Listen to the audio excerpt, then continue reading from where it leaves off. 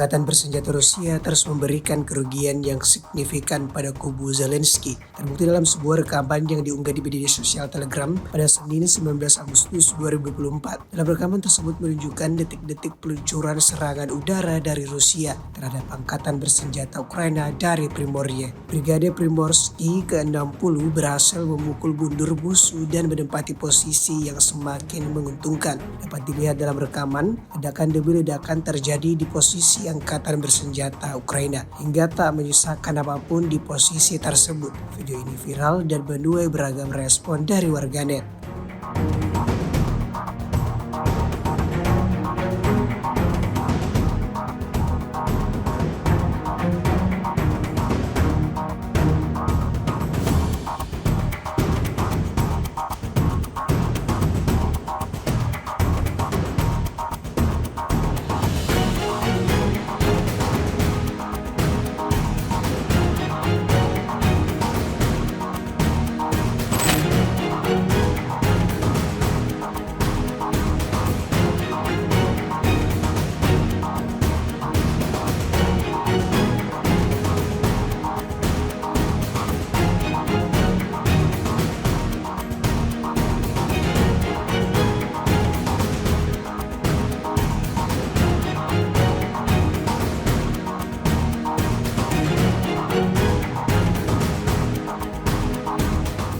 Download Tribun X sekarang, menghadirkan lokal menjadi Indonesia.